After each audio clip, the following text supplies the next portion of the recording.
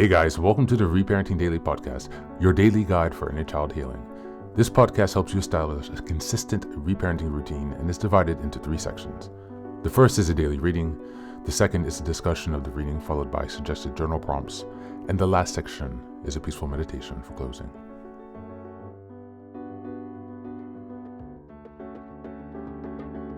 Good morning, good afternoon, and good evening from whenever and wherever you're joining us today. I'm so glad that you're here as we continue on this journey of self-expansion and growth. If this is your first time, welcome. Before we dive in, a few quick reminders. Please like, share, and subscribe to this podcast on Apple Podcasts, Spotify, and YouTube. Your support here helps us spread the word, allowing us to continue to grow this community. Next, I'd like to introduce our Patreon group, where we have 3 weekly meetings. On Sunday, we have a meditation meeting. On Tuesdays, we have a book club meeting. And on Thursdays, we have open topic discussions. These meetings take place at 6 p.m. Eastern European time, so this is Paris, Amsterdam time. I'm also thrilled to introduce the Reparenting Daily Journal, which you can find on Amazon. This journal follows the exact theme of the podcast, so each week and each monthly theme and sub-theme, it provides you space to keep your notes and plenty of extra resources for each topic we discuss. It's a really great tool, and if you purchase it, you can join our 3 weekly meetings for free. Just send me an email and we'll get you linked into that. Next, I'd like to announce another creative project I've had, which is a 3-volume series entitled Fairy Tales for Reparenting. Now, you might think, we're a bit old, fairy tales are a bit fluffy, so why fairy tales exactly?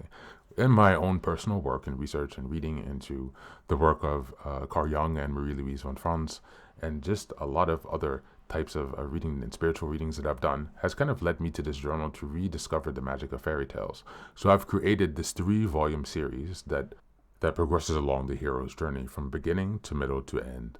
All of the fairy tales there correspond to that point of your journey.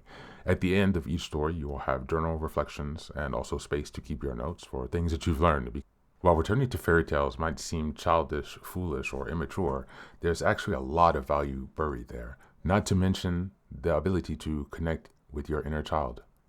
These books are filled with fairy tales that you might know, and also some from around the world that might be new for you. So you can look forward to something exciting and a new way to connect with your inner child and to work on your inner child healing if you like. All of these books are available on Amazon, so go ahead and take a look to support this project. Your help here really means a lot. Reparenting is a journey of growth, iterative change, and continuous improvement.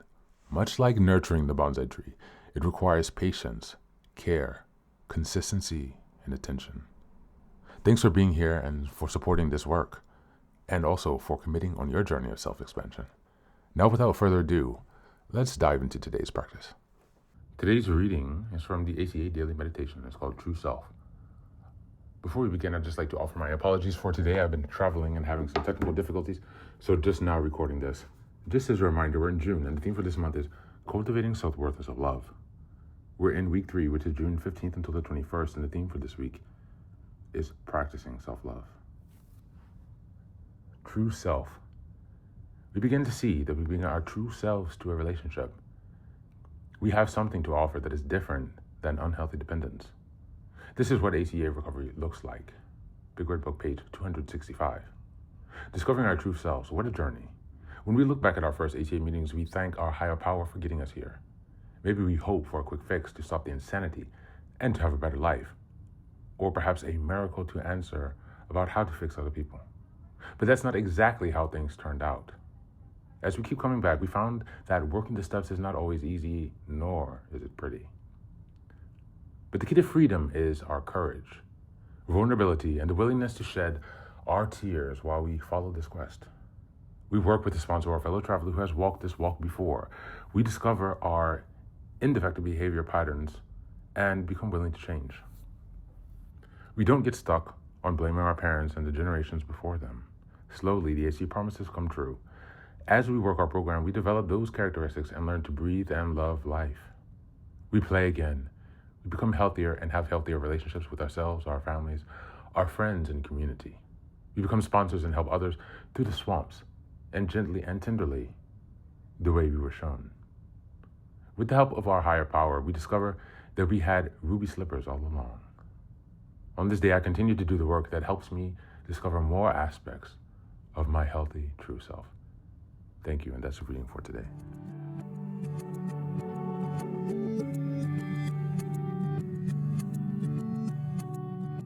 Welcome back, welcome back. Today's reading centers on discovering and living from the true self, a foundational practice for reparenting and recovery. Unlike our survival self, which was shaped by fear, shame, people pleasing, and grief or guilt, our true self is who we were before dysfunction distorted our identity.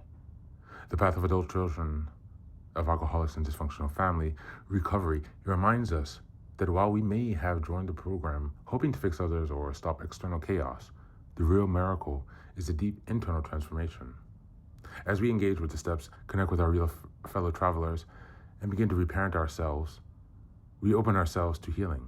We gradually shed the mask of false dependence and learn to offer genuine presence in our relationships.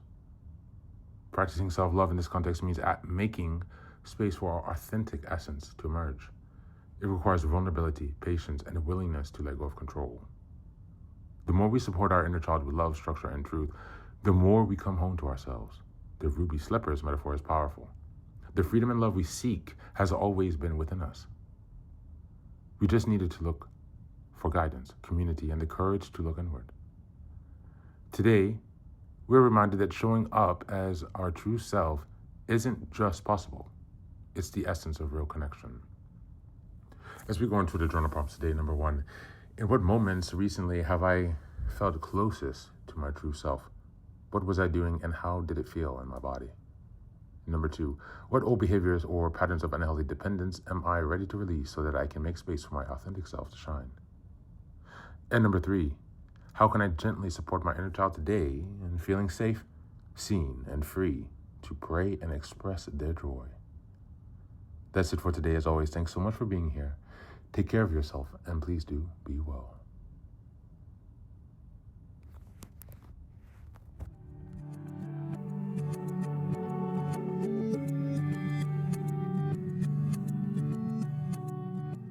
Welcome back, welcome back. Now, this is the third and final section of the daily podcast. This is your silent meditation. Please go ahead and find a space where you can be comfortable and undisturbed, where you can relax and spend some time with yourself for this 10-minute silent meditation. You can choose to be sitting, standing, lying down, or in whatever position makes you comfortable today. Take a moment to simply be with yourself. Focus on your breath and gently connect with each part of your body. If thoughts arise, don't let them overwhelm you. Just observe them without attachment. Imagine them as leaves drifting down atop a river, passing by without needing your engagement. Stay present, grounded, and open to this moment, no matter what time you are listening and practicing this meditation. Namaste.